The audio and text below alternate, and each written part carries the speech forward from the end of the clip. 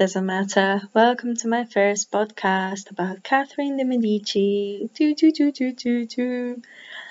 I hope you're well today, and I hope you're ready for me to start talking about this very interesting history person, and to maybe learn something new if you hadn't already, if you don't already know anything about her, or if you do, I just hope you find it interesting and at least something to listen to while you're out and about doing your things.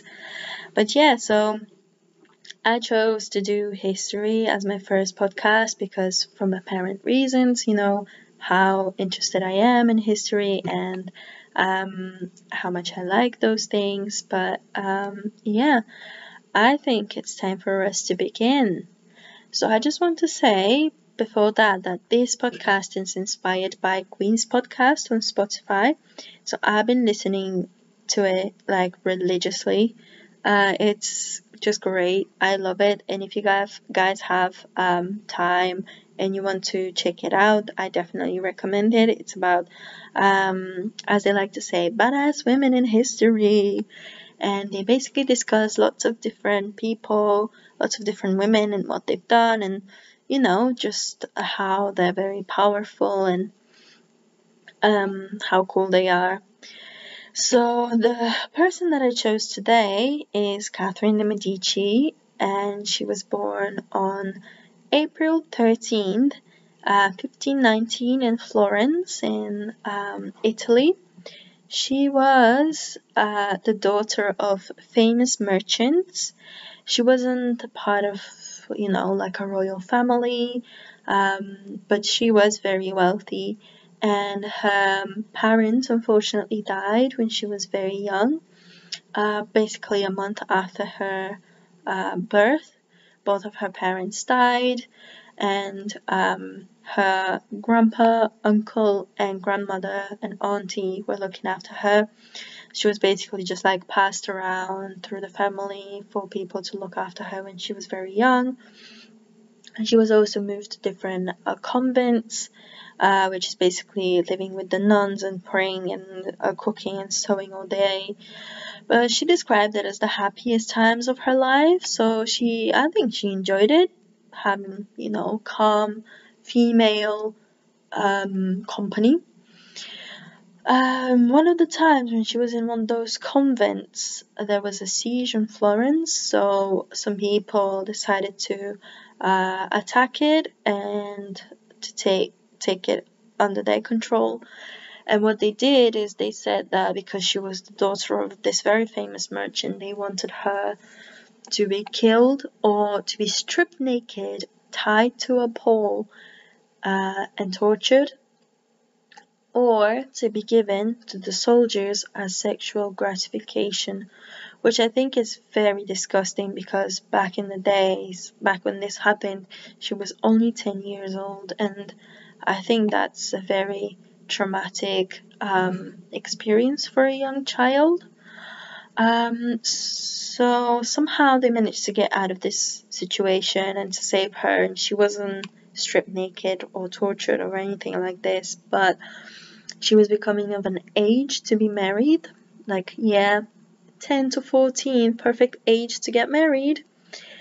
And they decided to find suitors for her. So she had many people that were interested in her, one of which was King James V of Scotland, and the second son of Francis I, King of France. So the second son was named Henry, and he wasn't going to become a king because he was second born in the family. But that was a very great opportunity for Catherine's family because they had a previous alliance with France, and they thought that this would be a very great opportunity to kind of make it stronger. And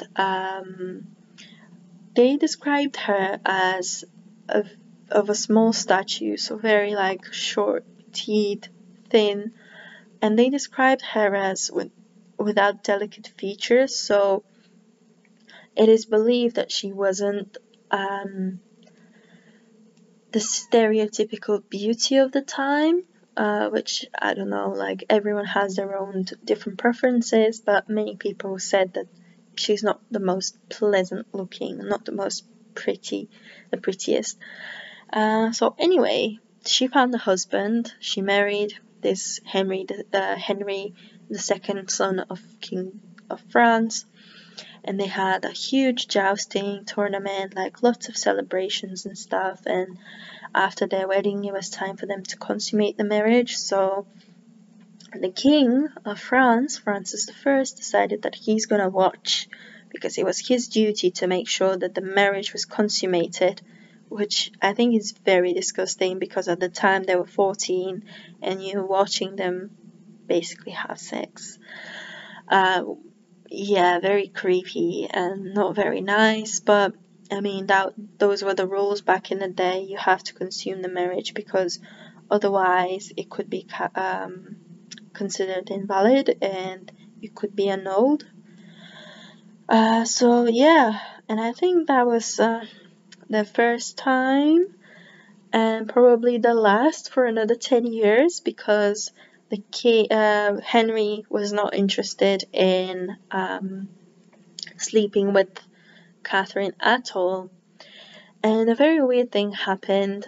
The brother of Henry, who was meant to become a king, unfortunately died from a virus, and Henry was the next in line, so he became king. So Catherine became a queen, which was very nice, but she did not have any power. She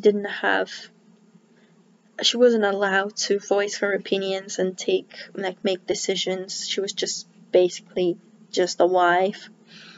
And it was very humiliating for her, because Henry had many mistresses, one of which was Diane de Poitiers, which was one of the most famous ones he had. And he had kids with those mistresses, but not with his wife, and he was always taking his mistress to political meetings. She was sitting in his lap. It was said that he was caressing her breast during those meetings, which I think is disgusting. And poor Catherine was just left to watch all of this from the side, and there was a lot of pressure on her for not producing kids, because the king already had a kid with his mistress. So they were like, oh, like, what's happening? Like, why is Catherine not having kids with him? And she started doing some weird things, because she really wanted to have a kid, because she felt all this pressure. So it is believed that she rubbed cow's poo on her vagina, believing that this will help her conceive. Also, it is believed that she drank mule's urine, which I think is very disgusting, and I'm sure you'll agree with me. Another thing is, she made a hole on the wall into his husband's apartment, so he could spy on him while he's having sexual intercourse with his mistress, so she can learn, and she knows what's happening, what are they doing that she and her husband are doing wrong. And after 10 years of not having kids, they decided to go see a physician, and it turns out it's not her fault, and she shouldn't have drank all that urine and rubbed things on her vajayjay. It was basically the king's fault, because he had a penile deformity, and the physician said that in order for them to have kids, they should do it in different positions. So basically, they should just spice it up. After that, they had many kids. Some of their kids were Francis, which was a Dauphin. I don't know how you say it, but it basically means the king of the sun and the next future king. He was considered to be a very frail and sickly child, and everywhere around Europe they were talking about him being very sick. He married Mary, Queen of Scots, at the age of 15, I think, and at the age of 16 he became king, because his father died during a jousting accident. So Henry II died during a jousting, which jousting is this sport where you climb on a horse with the armor and those like long lances, those wooden sticks called lances, and you basically just ride your horse towards your opponent and you try and push them off the back of the horse. And what happened was he actually got stabbed in the eye with the lance, which was horrible. And they rushed him to the physician and tried to get all the pieces out, but they actually managed to get just 5 out of 6, and the 6th one stayed in his brain. And after 10 days of suffering, with the only painkiller being wine, he died. They said that he started to become very, very mentally unstable. He lost sight, he lost speech, and then he died. And I think Catherine was very sad about this. I don't know why she was, but she was in mourning for a very long time, and she even adopted the broken lance as her emblem. Anyways, after the death of her husband and her son being coronated, she became regent because he was very young to rule, and she was basically just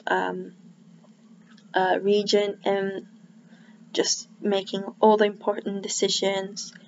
And that happened throughout throughout history because Francis didn't live for very long. He died a year after his coronation, I think, at the age of 17, I think, or 18, from an ear infection, which also sounds like a horrible way to die. And Mary Queen of Scots had to go back to Scotland. So the next in line after Francis was Charles IV. He was 9 years old at the age of his coronation, and he even cried because, of course, like, he's just too young to rule. And Catherine was again regent, and she was basically just looking after him. And it was reported that she even slept in his chambers, to kind of calm him down and stuff. It was a very difficult time around this period because people realized that, the king is very young, and we have a regent, which is a woman, and women are not allowed to rule, So there were many uprisings and revolutions and horrible things happening during this period because there were many different Protestants and Catholics, and they did not agree. They saw it as a different religion, and they were fighting all the time. And although Catherine had a very, I would say, she was very politically interested. Like, she only cared about what's politically right. And then sometimes she really didn't care about Protestants, and she wanted everything to be peaceful and calm. So she was happy to say to them, okay, we're gonna live peacefully together, instead of fighting, why not be just happy and live together? And one time even she went to the battlefield, which is quite interesting. And she even said to the soldiers, my courage is as great as yours, which I think is a very great, interesting thing, just to see how strong she is and how she's been trying to make things better. But unfortunately, her happiness didn't last very long because her son, Charles IV, also died at the age of 23. And the next in line was Hercules, the one I told you about, that was dressing up as a woman and being a little bit scandalous. But basically, he was also the king of Polish-Lithuanian Commonwealth. He was elected and was king only for a year, I think. And then he abdicated because he had to come back and be king of France. He was a terrible ruler. He was very irresponsible. He often did not follow his duties. I don't know, but yeah, he was horrible. But he was Catherine's favorite child. He was described as Catherine's golden child because he was healthier than his brothers and sisters, because all the other ones were very frail and sickly. But yeah, he wasn't very good as well. So around that time, there are many horrible things happening, like the Saint Bartholomew's massacre. People say Saint Bartholomew's Day, but it wasn't a day, it was a long time. So it was basically a massacre happening because of the Catholics trying to slaughter as many Protestants as possible, and it happened in France, and it's in Paris, and it spread around the whole of France, and it lasted like months and months and months, and many people died, and it's just considered one of the bloodiest periods of this time, which is just horrible.